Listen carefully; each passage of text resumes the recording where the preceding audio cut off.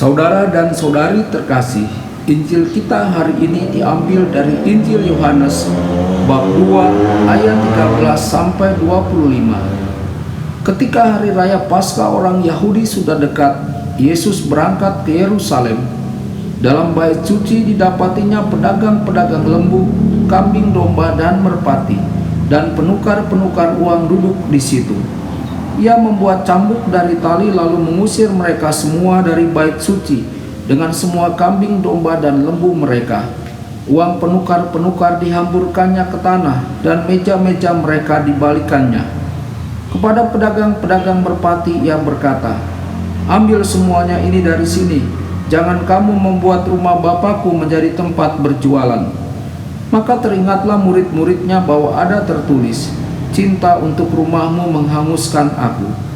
Orang-orang Yahudi menantang Yesus, katanya, "Tanda apakah dapat engkau tunjukkan kepada kami bahwa engkau berhak bertindak demikian?"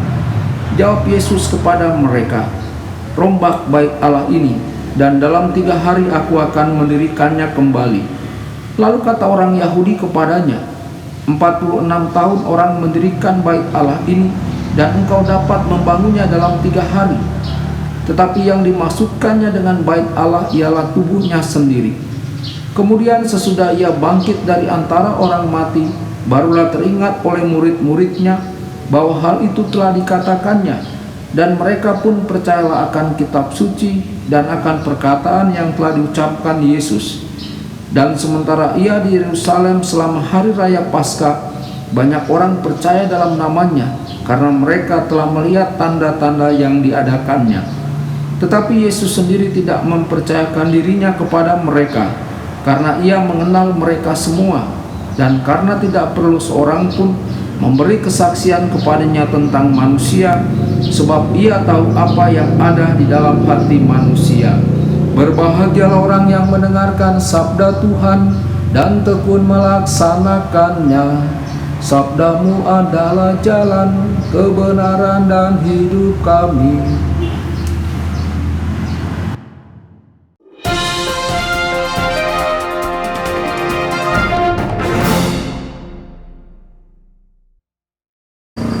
Saudara dan saudari terkasih dimanapun Anda berada, jumpa lagi dengan saya Romo Tedens dalam saluran Warta Kabar Sukacita.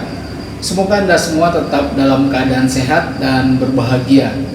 Injil kita di Minggu Prapaskah yang ketiga ini diambil dari Injil Yohanes bab 2 ayat 13 sampai 25. Dalam Injil kali ini, Yesus dan murid-muridnya pergi ke Yerusalem untuk merayakan Paskah Yahudi dan mengunjungi bait suci.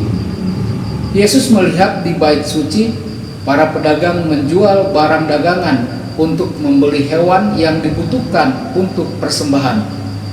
Yesus sangat marah dan dia membuat cambuk serta mengejar para pedagang dan mengusir hewan mereka keluar dari area bait suci.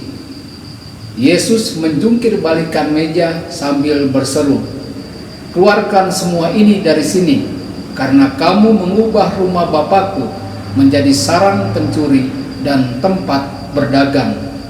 Saudara dan saudari terkasih, belakangan para muridnya mengingat nubuat dari kitab suci bahwa cinta untuk rumahmu menghanguskan aku. Para pemimpin Yahudi menghadapi Yesus dan bertanya kepadanya, dengan tanda apakah Yesus melakukan itu semua, dan dengan otoritas siapa Yesus melakukan itu semua juga? Yesus menjawab, "Robohkan bait suci ini, dan dalam 3 hari aku akan mendirikannya kembali." Saudara dan saudari, mereka semua bingung. Bait suci telah dibangun selama lebih dari 40 tahun, dan Yesus dapat membangunkannya kembali seluruhnya dalam 3 hari. Sebenarnya Yesus mau mengacu pada tubuhnya sebagai bait Allah dan kapan dia akan dibangkitkan. Saudara dan saudari, hal ini adalah poin yang sangat penting bagi para muridnya, karena ketika Yesus dibunuh dan kemudian dia datang kembali, peristiwa ini membantu memperkuat pikiran dan hati mereka akan siapa Yesus itu yang sepenuhnya adalah Tuhan, seperti yang diungkapkan oleh nubuat kitab suci dan juga oleh kata-kata Yesus sendiri. Yesus melakukan banyak mukjizat. Banyak orang mulai percaya bahwa Dia memang Mesias. Saudara dan saudari terkasih, penginjil Matius, Markus, dan Lukas mencatat bahwa Yesus menyucikan bait suci selama minggu-minggu sebelum pengkhianatan dan penyaliban dirinya. Sementara itu, penginjil Yohanes sepertinya menunjukkan bahwa Yesus membersihkan bait suci tepat setelah perkawinan di Kana. Hanya Yohanes yang mencatat pernyataan Yesus dan menantang Dia akan membangun kembali bait suci dalam 3 hari. Saudara dan saudari terkasih, Matius menunjukkan bahwa peristiwa ini adalah dasar dari tuduhan palsu penangkapan Yesus dan pengadilan rekayasa dan hinaan yang dilontarkan massa kepada Yesus. Saudara dan saudari terkasih, Yesus dan para murid adalah orang Yahudi yang juga merayakan Paskah Yahudi. Paskah Yahudi juga disebut pesta roti tidak beragi, yang dirayakan untuk mengingat belas kasihan Tuhan dalam menyelamatkan umat Israel ketika malaikat maut mengambil seluruh anak sulung Mesir, manusia dan juga hewan, sementara Dia melewati orang Ibrani yang taat. Paskah Yahudi adalah hari libur dan perayaan terbesar karena merayakan belas kasih Tuhan yang menyelamatkan umat Israel dari penindasan di Mesir ke dalam tanah perjanjian, yakni Kanaan. Saudara dan saudari, semua orang Yahudi akan pergi ke bait suci untuk merayakan perayaan ini seperti yang ditunjukkan Yesus dalam Injil hari ini. Kota asal Yesus di Galilea tidak terlalu jauh dari bait suci. Perayaan Paskah Yahudi ini telah dan masih dirayakan pada hari ke-14 bulan pertama kalender Yahudi, bulan Nisan, sekitar bulan Maret atau April. Menjual sapi, domba, dan merpati. Masyarakat saat itu diwajibkan membawa hewan kurban ke bait suci, dan ini menjadi kesempatan orang untuk berdagang karena banyak orang tinggal di kota dan tidak memiliki hewan kurban. Yang menjadi persoalan adalah lokasi untuk berdagang yang tidak tepat di bait suci. Membeli dan menjual apa yang dibutuhkan di area bait suci, dan juga menipu orang-orang, mengalihkan mereka dari ibadat yang sebenarnya dan untuk apa bait suci itu didirikan. Saudara dan saudari yang terkasih, Yesus mengusir para pedagang. Yesus menantang mereka dengan kekuatan fisik tentang apa ibadat sejati itu.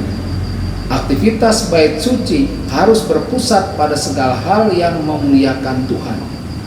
Orang-orang yang berdagang ini adalah orang-orang oportunis yang mengambil keuntungan dari orang-orang lainnya dan situasi saat itu, serta merendahkan bait suci dan fungsinya yang sebenarnya, yaitu untuk memuliakan Tuhan.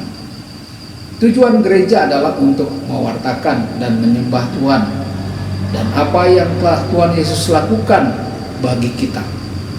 Hal ini semua tentang kemuliaannya dan hasil karyanya melalui kita. Gereja ada bagi kita agar kita berada di dalam Kristus Tuhan kita untuk menjadi umatnya, menjadi tangan dan kakinya.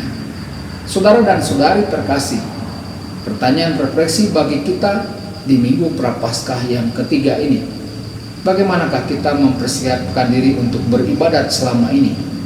Mengapa kita perlu mempersiapkan diri kita? Tuhan Yesus memberkati dan menyertai Anda semua. Sabda Allah adalah kebenaran. Sabda Allah adalah kehidupan. Mari kita mencintainya, mari kita menghayatinya, ya Tuhan.